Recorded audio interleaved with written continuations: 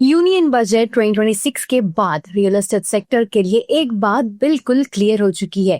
ये budget flashy announcements का नहीं, लॉन्ग टर्म स्ट्रक्चरल रिफॉर्म्स का बजट है। हाउसिंग पर ब्रेक सोप्स लिमिटेड रहे, लेकिन रीट्स, लैंड मोनेटाइजेशन, इंफ्रास्ट्रक्चर और सस्टेनेबिलिटी के थ्रू गवर्नमेंट ने रियल एस्टेट के नेक्स्ट 5 to 10 इयर्स का रोड मैप सेट कर दिया है।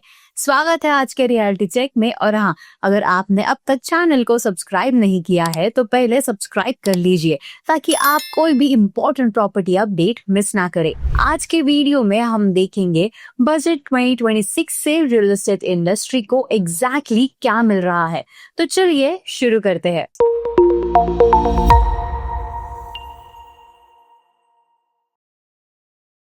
बजट 2026 का सबसे बड़ा रियल एस्टेट सिग्नल आया है रीट्स और गवर्नमेंट एसेट मोनेटाइजेशन के थ्रू।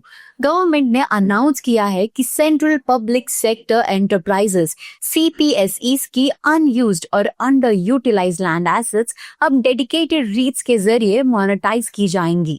इंडिया के पास लगभग 6 to 7 लाख करोड़ की CPSE real estate land bank estimate की जाती है, जिसमें से लार्ज पोर्शन अभी तक नॉन प्रोडक्टिव पड़ा हुआ है।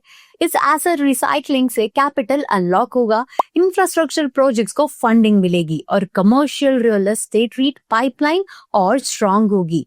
ये मूव इंडिया के रीट मार्केट को नेक्स्ट मैच्योरिटी फेज में ले जाता है। इकोनॉमिक डेटा के मुताबिक इंडिया का REIT ready office stock already 415+ million square feet cross कर चुका है। बजट 2026 के बाद एक्सपेक्टेशन है कि गवर्नमेंट बैक्ड एसेट्स रीट्स में आएंगे। SM रीट्स के थ्रू रिटेल इन्वेस्टर्स भी एंट्री ले पाएंगे। रेंटल यील्ड बेस्ड इन्वेस्टमेंट्स का स्कोप वाइडन होगा। ये रियल एस्टेट को सिर्फ डेवलपर ड्रिवन मार्केट से इंस्टीट्यूशन ड्रिवन इन्वेस्टमेंट एसेट में कन्वर्ट कर रहा है। बजट 2026 में लैंड एक्विजिशन और अप्रूवल्स को डिजिटाइज्ड और सिंप्लीफाइड करने पर फोकस दिया गया है, specially infrastructure linked urban corridors के लिए।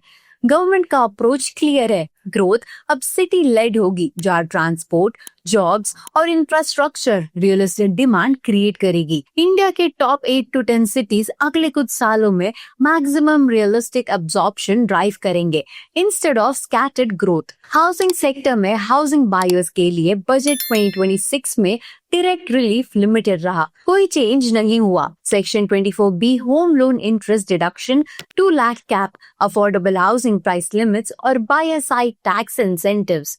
इंडस्ट्री का मानना है कि मेट्रो सिटीज में average home prices 1 to 1.5 crore के बीच होने के बावजूद टैक्स बेनिफिट्स 2000 के लेवल पर अटके हुए हैं।